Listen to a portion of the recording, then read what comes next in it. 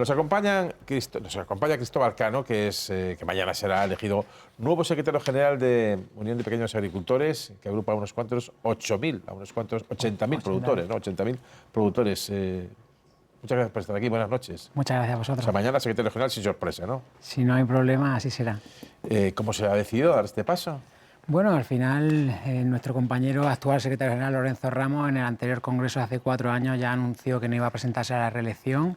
Cumple 21 años al frente de la organización y en los últimos meses, bueno, pues animado por compañeras y compañeras de la organización, agricultores, ganaderos, sentir el aliento y el apoyo para dar el paso después de mi experiencia en mi provincia, en Jaén, y en mi región, en Andalucía, en estos últimos 8 años, me siento con ánimo, con fuerza y con ilusión por continuar el trabajo de la organización que está en adelante, ¿no? Y para empezar, una pregunta fácil: ¿cómo está el campo?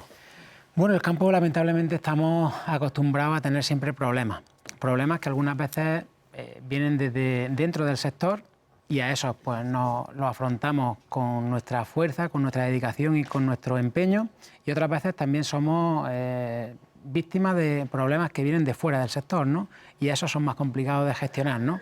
Me refiero a las trabas comerciales, a dificultades como las que hemos tenido estos últimos años de incremento en los costes de producción, de problemas logísticos que repercuten en la rentabilidad de nuestras explotaciones. ¿Solo nos acordamos del campo cuando truena, por ejemplo, como en la pandemia? Efectivamente, yo creo, Xavier, que es uno de los retos que enfrentamos como organización, el poner encima de la mesa el reconocimiento social que tiene que tener la actividad agraria en nuestro país, ¿no? Producir alimentos no los producimos ningún tipo de héroe. Somos personas, agricultores, ganaderos, que nos levantamos por la mañana para estar al frente de nuestras explotaciones, para gestionar el territorio, para mantener el medio rural vivo, con actividad, con dinamismo económico, y eso tiene una base que es la agricultura y ganadería familiar, de lo cual la UPA somos la organización que venimos 40 años defendiéndolo y representándolo donde haga falta. Hoy ha sucedido en Madrid una imagen que al equipo se nos ocurrió como la perfecta metáfora de lo que puede pasar. Es una pequeña broma, pero es real. Vamos a ver si podemos ver imágenes, vamos a ver si tenemos las imágenes que va a poder ver ahora. Esto es una cabra que se ha venido de algún campo y se ha colado en un ventilador, en una repisa, allí en un 5.º piso. Ya se sabe que la cabra tira al monte, pero ha tirado para un 4.º piso. Han tenido aquí los bomberos. Pues ahí se ha colado en un aire acondicionado. Pero yo estaba alucinando que las cabras se ha metido ahí. ¿Cómo habrá llegado hasta ahí? Pero ha escapado del campo. No sé si que el campo está muy mal y la cabra dice, me voy a la ciudad.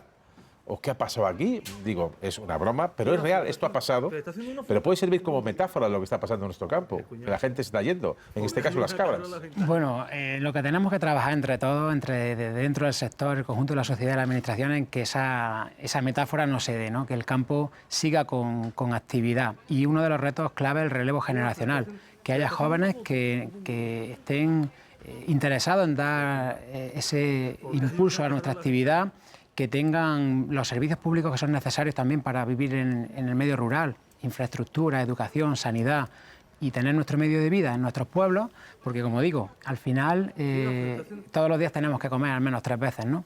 Y eso, detrás de eso está el esfuerzo de agricultores y ganaderos, que a veces se pierde la noción de nuestra importancia, pero en este país no ha faltado ni en los peores momentos alimentos que nos llenan la despensa y que tenemos en cantidad suficiente, a precios razonables y producido de una forma sostenible. Sí, tornillos ni tuercas vamos a comer.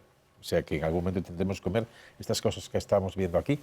¿Hay un análisis de cómo ha envejecido la población activa del campo? ¿Tienen datos? Sí, efectivamente, la edad media de las titulares de la explotación en nuestro país está por encima de los 60 años. Eso nos da una idea de que a poco tiempo, si no hay relevo, se van a perder muchas explotaciones, se van a perder muchos puestos de trabajo en el campo, porque es un sector muy envejecido, ¿no? Es verdad que hay otros sectores económicos que también tienen problemas, ¿no? Pero como digo, la labor de agricultores y ganaderos en nuestro país tiene que ser apoyada y sacarla, yo creo, de la confrontación política, porque estamos hablando de las cosas de comer y con las cosas de comer no se juega. Pero porque ya no es rentable, muy poco rentable, es más rentable venirse a la ciudad. ¿Por qué está produciéndose? Si al final siempre vamos a tener que comer productos de la huerta, productos del campo, pan, leche, carne, huevos, Si eso es así, y es un sector, por lo tanto, que nunca se va a agotar, ¿por qué se produce esto? Bueno, hay un desembarco también de nuevas formas de producir alimentos. La agricultura y la ganadería no es un sector homogéneo y eso también es un reto que como organización nos ponemos encima de la mesa. Coexistimos la agricultura y ganadería familiar, por una parte que somos la parte mayoritaria del sector, pero en los últimos tiempos estamos viendo como grandes corporaciones, fondos de inversión desembarcan en la actividad agraria con una forma de producir alejada de la agricultura familiar, un uso más intensivo de los recursos, del agua, de los fitosanitarios, de los fertilizantes, esquilmando el medio, una agricultura sin agricultores, una ganadería sin ganaderos. Ese es un modelo que hay que frenar, que bajo nuestro punto de vista no es sostenible y hay que hacer rentable la actividad para que efectivamente vamos a tener que seguir comiendo, pero tenemos que proteger la soberanía alimentaria en nuestro país y eso lo hacemos las explotaciones familiares. No podemos poner en jaque el tener mañana problemas, porque como bien dices, tornillos no vamos a comer, pero podemos esperar para comprarnos un coche 3 meses porque no venga un microchip, pero no podemos esperarnos 3 meses para comer, aunque suene así, pero tenemos que tener la garantía de que vamos a seguir estando ahí. Me está hablando usted del modelo de la agricultura muy intensiva, pero también extensa, de la ganadería de las macrogranjas. ¿Esto ya está revertiéndose o no? ¿O sigue progresando en contra del pequeño agricultor? Sigue progresando. Tenemos ejemplos de sectores, de territorios donde avanza la presencia de fondos de inversión de grandes corporaciones, también de establecimiento de formas de ganadería que nada tienen que ver con la ganadería extensiva que tenemos que proteger porque además de producir alimentos gestiona el territorio como ninguna. Además tenemos nuevas amenazas, como es el desarrollo de plantas, por ejemplo, fotovoltaicas en superficie agraria útil, que al final quitan recursos, quitan territorio que puede estar disponible para producir alimentos y detrás de esas grandes plantas no está ningún agricultor o ganadero pequeño o mediano, ni mucho menos. Hay fondos de inversión, hay otro tipo de corporaciones que además, y esto también es importante señalarlo, que cuando vengan mal dadas, esos se van ahí, a otros sitios. Los agricultores y ganaderos de nuestro medio rural, de las explotaciones familiares, aunque vengan mal dadas, tenemos esa resistencia, lo hemos demostrado y aunque vengan mal dadas, seguimos ahí, ¿no? Hay debate también sobre los impuestos. Veo noticias de hoy que Feijóo traslada mañana jueves, a sindicatos agrarios, imagino que también, por lo tanto, a ustedes y al comisario de Agricultura, rebajas fiscales para el campo. ¿Cómo está la fiscalidad y si tienen alguna noticia de esta propuesta del líder del PP? Bueno, mañana la escucharemos. A las 9:30 tenemos una reunión en la calle Génova y estamos convocados. Si no pasa nada, estaré presente en esa reunión y vamos a ver qué nos cuenta, ¿no? Yo creo que abordar los problemas del campo solo con la reducción de costes, solo con rebajas fiscales, no es la solución. A nosotros la solución nos tiene que venir porque cobremos un precio justo por nuestras producciones. Y para eso hay una herramienta en este país, que es la Ley de Cadena Alimentaria, por la que hemos trabajado y luchado mucho desde esta organización, que debe de impulsarse, que debe de dotarse de medios a la AICA, que es la Agencia de Información y Control Agroalimentario, que vela por el cumplimiento de la Ley de Cadena Alimentaria para que cobremos esos precios justos, que al menos cubramos los costes de producción, que haya sanciones para quien incumpla esa ley, y eso tiene que apoyarse también por parte de todos los grupos políticos, cosa que no ha pasado. También en el decreto ómnibus afecta al campo, materia fiscal, la orden de módulos. Necesitamos que se adapte a la realidad y que esa fiscalidad efectivamente sea cómoda para agricultores y ganaderos, pero nuestra rentabilidad tiene que estar encima de la mesa y lo primero. ¿Cuál es el principal problema ahora del campo? ¿Los aranceles que está anunciando Trump? Bueno, es una amenaza. Ya sabemos que Donald Trump no se las gasta con chiquitas. Ya tenemos la experiencia de en su anterior mandato lo que hizo y esta vez a la Unión Europea no le puede pillar con el pie cambiado, ni mucho menos. Tiene que ser beligerante en la respuesta y tiene que estar alerta. El principal problema de nuestro campo a día de hoy es la falta de rentabilidad, asegurar precios justos, la crisis climática. No podemos obviar que la sequía, el comportamiento anómalo de las temperaturas está ahí y eso va a ser un problema. Tenemos que adaptar los cultivos y evidentemente quien niegue eso está negando la realidad. Te hablaba también del relevo generacional, también acuerdos comerciales, no solo el tema de los aranceles, sino acuerdos, por ejemplo, como Mercosur, que nos permiten abrir vías de comercialización con aproximadamente 300 millones de habitantes con quienes compartimos cultura. Tenemos que analizar a qué sectores puede beneficiar, por ejemplo, el aceite de oliva o el vino, y si hay sectores que le pueden perjudicar, algunos sectores ganaderos, habrá que abrir nuevas vías comerciales para compensar esas posibles pérdidas o ayudas también que compensen. Pero se está, igual que en la política de alianzas internacionales y diplomáticas, se está resituando el mercado internacional del campo. Es decir, Si Estados Unidos se convierte o quiere convertirlo a Trump, veremos si le dejan, porque esto de la autarquía, por así decirlo, o de los aranceles absolutos tiene sus complicaciones. También oí en su momento, con el acuerdo de Mercosur de hace unos meses de la Unión Europea, después de 25 o 30 años luchándolo, que había algunos productores que decían que era un riesgo. Con lo de Trump, ¿Mercosur es más riesgo o más oportunidad para un mercado? Bueno, como digo, Xavier, hay que hacer análisis sector por sector, ver el impacto real que tienen esos acuerdos comerciales. Nosotros lo estamos haciendo, le pedimos más transparencia a las instituciones europeas porque al final es quien cierra este tipo de acuerdos. Hoy precisamente se ha presentado por parte del comisario Hansen, que mañana también estará en Madrid y nos reuniremos con él, su visión de la agricultura. Y uno de los puntos es precisamente proteger la rentabilidad de las explotaciones con acuerdos comerciales que beneficien al sector y también modificando la Directiva de Prácticas Comerciales Desleales, inspirándose en la Ley de Cadena Alimentaria Española, ¿no? Muchas de las reivindicaciones que desde la UPA venimos muchos años pidiendo empiezan a escucharse y nos empieza a gustar la música que suena en Europa.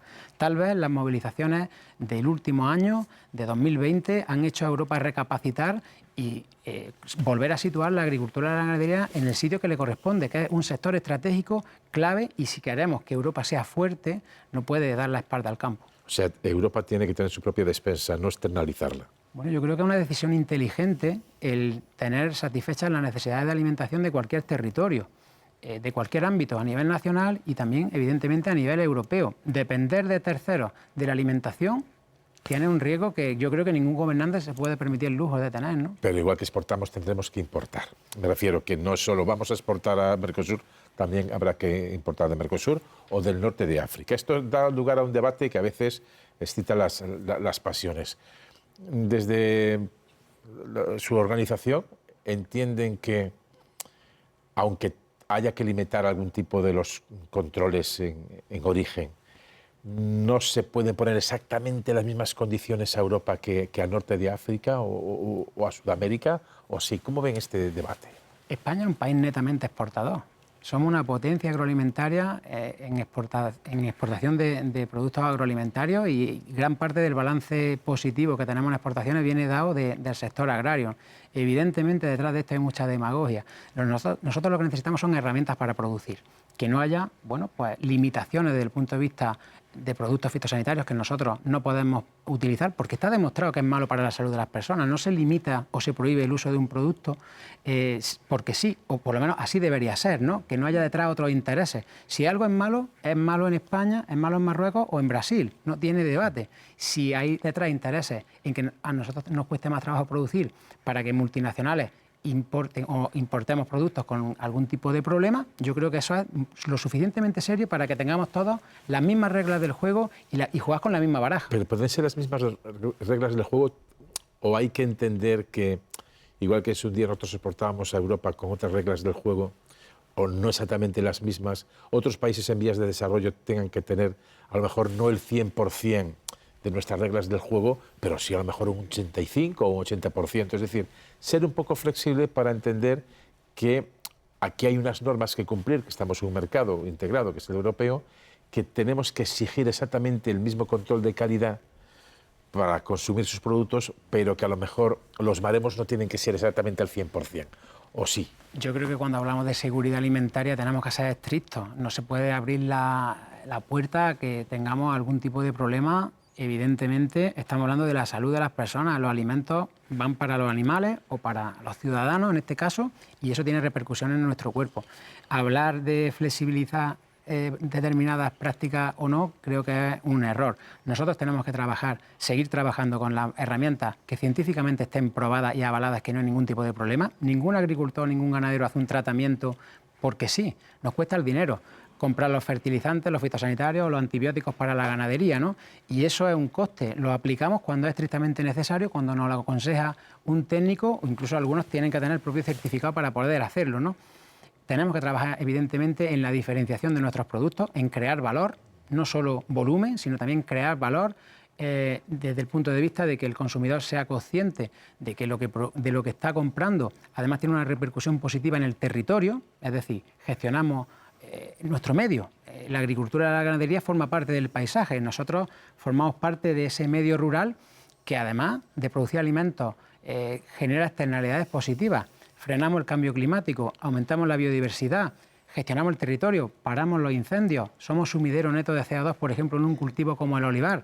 Hay muchos bienes públicos que, si bien el que contamina paga, el que descontamina, y en nuestro caso, debe también de cobrar, ¿no? O debe de verse compensado por la actividad que hacemos. El acuerdo con Mercosur, digamos, acepta, digamos, que en origen tengan que tener los mismos controles que aquí, o hay diferenciación. Ahora mismo no lo sé. Nosotros estamos trabajando para que esas cláusulas espejo sean una realidad, y de hecho se ha reforzado el control en frontera. Como consecuencia del acuerdo que firmamos con el Ministerio el año pasado, hay unos nuevos protocolos de control en fronteras que se han puesto en marcha en el puerto de Algeciras y ya están en el resto de puestos de control de toda España. Europa tiene que ser consciente de que tiene que haber una uniformidad en el control de fronteras y, evidentemente, una de las claves de cualquier acuerdo comercial que afecte a la agricultura y la ganadería tiene que ser trabajar con las mismas reglas del juego. Habla bastante del cambio climático. Algunos de sus colegas o de otras organizaciones dicen que se le está dando demasiada importancia a la lucha contra el cambio climático y que está afectando a, pues por ejemplo, a los costes, algunos costes que implica luchar contra el cambio climático, desde la utilización del gasóleo o algún tipo de productos. ¿Esto cómo lo llevan en el campo? Porque ha habido manifestaciones, movilizaciones, aquí y en Francia, por ejemplo, con respecto a eso. ¿Todo el mundo en la agricultura tiene el mensaje que tiene usted o su organización con respecto al cambio climático? Antes te decía que el sector agrario no es homogéneo y tampoco debería generalizarse. No hay un agricultor tipo con una ideología absolutamente marcada, ¿no? Desde nuestra organización no somos negacionistas del cambio climático, porque es que además no es que sea una opinión, es que hay evidencias científicas absolutamente irrefutables. No solo en el régimen de precipitaciones, sino especialmente en las anomalías térmicas, en las temperaturas, cómo estamos batiendo récords año a año de meses, de años cálidos. Eso afecta a la floración de nuestros cultivos, al comportamiento de los animales, al régimen de producciones, y eso, si alguien lo niega, creo que está negando la realidad. A partir de ahí, ¿qué tenemos que hacer? Adaptar los cultivos, lo he comentado como uno de los retos fundamentales de nuestra organización, adaptarnos, buscar cultivos más resistentes a plagas, a necesidades nuevas que van a surgir. Además, aquí en España tenemos la suerte de ser, y en esto coincidimos en el conjunto de la organización, una suerte de laboratorio del cambio climático. Lo que está pasando aquí ahora, dentro de algunas décadas, pasará en Centro Europa, porque el cambio climático avanza hacia las latitudes donde nosotros estamos ahora. Y eso es más que evidente. Como te digo, tenemos que adaptarnos, tenemos que tener nuevas herramientas basadas siempre en la ciencia, planificar de otra forma los cultivos y, evidentemente, no hay un pensamiento único, aunque algunos en las protestas, alejadas de los intereses de los agricultores y ganaderos, han querido utilizarlas con otro tipo de intenciones. Una última cuestión, y ya le pregunto a los miembros de la mesa de análisis. Por ejemplo, la idea de Europa. Hay algunas formaciones, por ejemplo, Vox se ha erigido en gran defensor del campo. Su visión de la Unión Europea a lo mejor no es la que tienen otros. La impresión de alguien como yo, que no tiene mucha información con respecto al detalle de lo que es el campo, es que me parece que los agricultores están mucho más protegidos dentro de la Unión Europea, con todos los defectos que pueda tener la PAC, la Política Agraria Común, que fuera de ella. No sé si ustedes lo ven así, porque en algunas manifestaciones hay ciertos eslogans contra la Unión Europea, y yo no sé si la renta es comparable a la que había antes de que entrábamos en la Unión Europea y la que tenemos ahora, que ha sido un buen invento, que es un buen invento con sus deficiencias, pero parece que se puede colar en el debate de los propietarios agrícolas o ganaderos esto de que idea es más mal invento. A mí no me lo parece. Fuera de Europa hace mucho frío.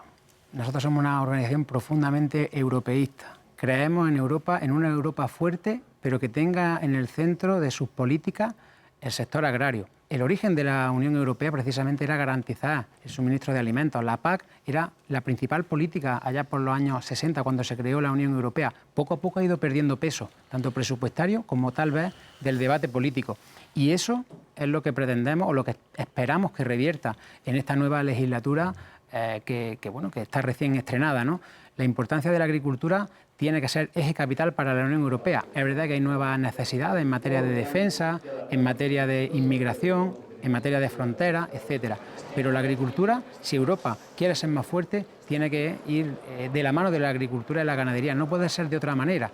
Hay, como decía, eslóganes en algunas manifestaciones que seguramente quien está en contra de la Agenda 2030 es que ni se la ha leído, porque eso de querer eliminar el hambre del mundo, que no haya pobreza, cualquier persona razonable lo asume como algo positivo, ¿no?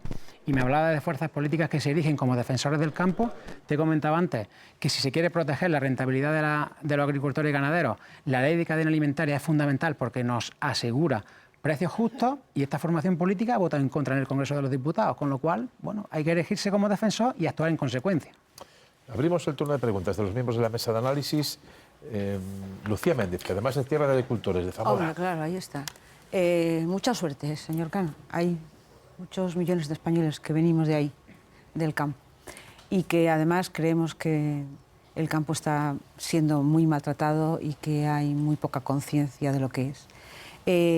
Querría preguntarle, ustedes en las movilizaciones que llevaron a cabo el pasado año, tenían una reivindicación que era la simplificación de la excesiva burocracia, achacable a las normas europeas, y no sé, le quiero preguntar si realmente esta reivindicación, ustedes están satisfechos, lo han resuelto, porque la burocracia nos afecta a todos, pero a ustedes mucho más, porque son pequeñas explotaciones que no pueden hacer frente a tanto papeleo y tanto jaleo.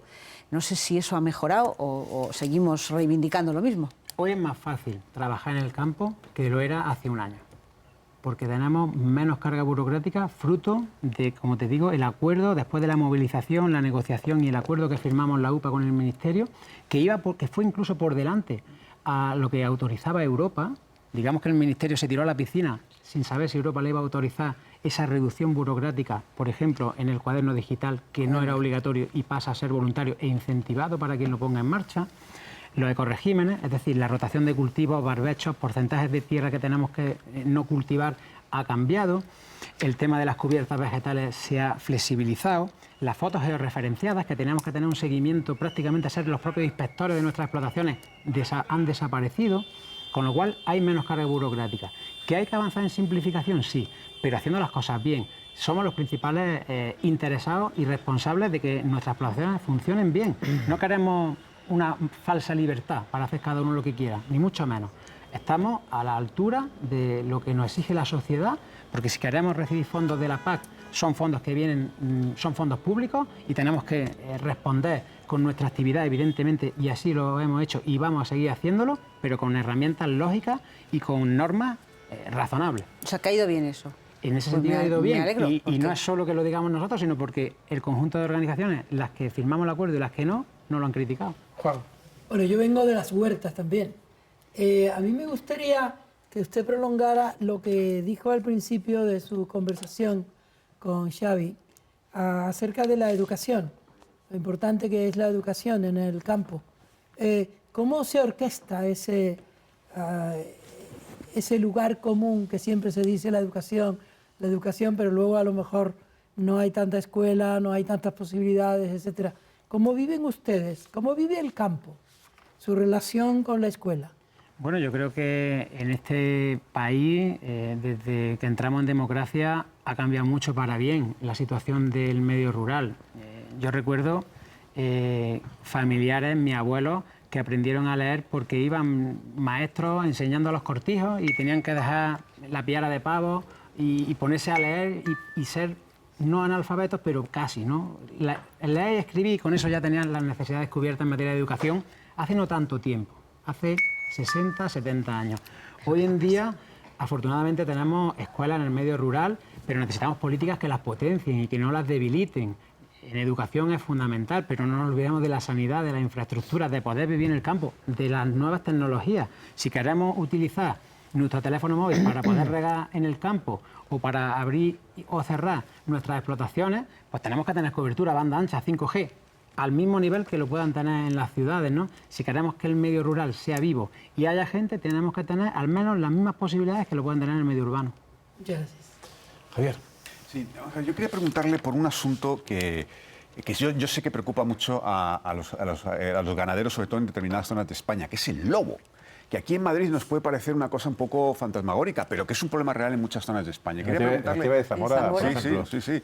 Quería preguntarle qué proponen ustedes para luchar contra esto, porque parece difícil que vaya a salir de la lista de especies protegidas. No sé si mejorar las indemnizaciones a los ganaderos que sufren ataques de los lobos, no sé un poco, porque también es un tema que afecta a Europa, ¿no? Así que un poco que nos cuente, porque es verdad que se están convirtiendo en plagas en algunas zonas.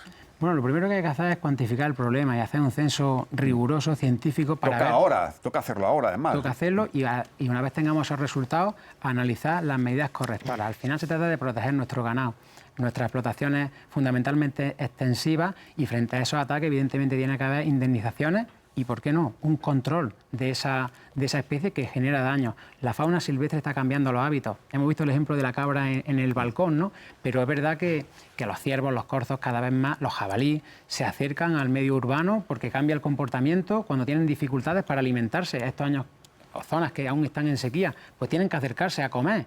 Y eso si hubiera más lobos, habría menos jabalíes, porque controlan a las crías, y habría menos corzos. Me refiero que el lobo es un controlador de especies también endémicas o especies que transmiten algún tipo de problema.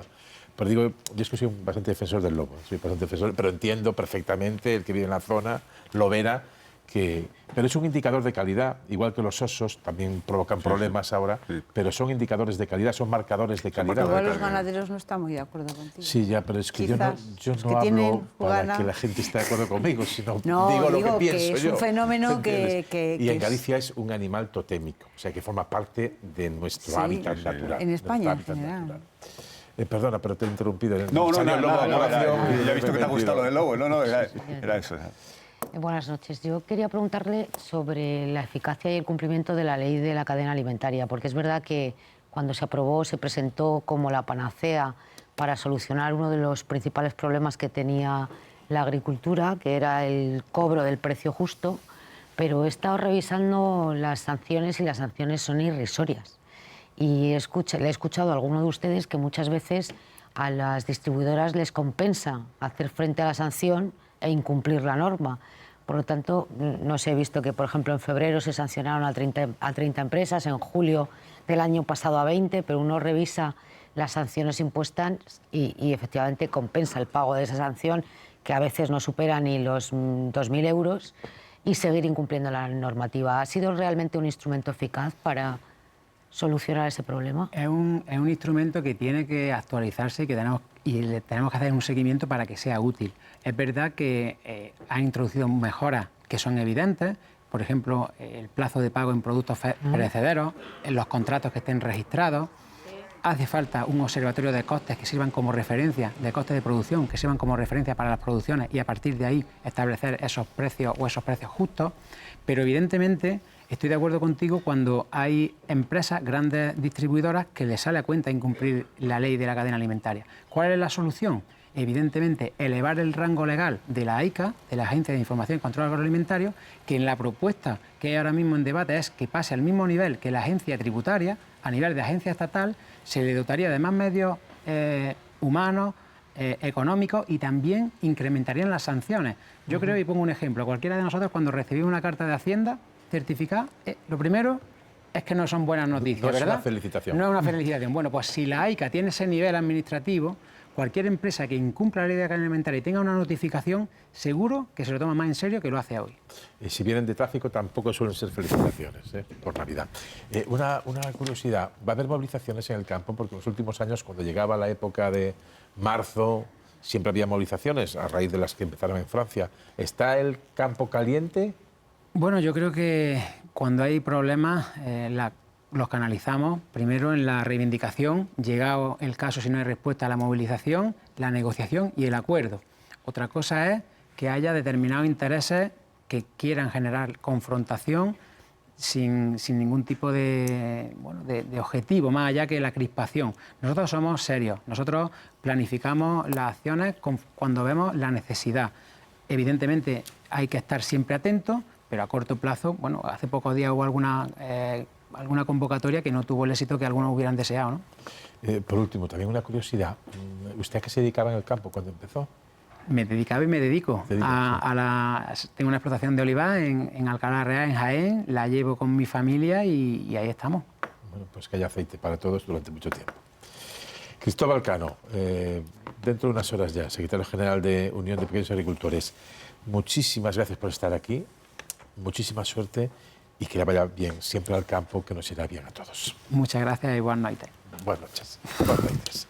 Bueno, pues hasta aquí el primer tramo de la noche, la portada a la que hemos dedicado a hablar del campo porque bien se lo merece. En 5 segundos comenzamos ya a analizar la actualidad política de este miércoles 19 de febrero.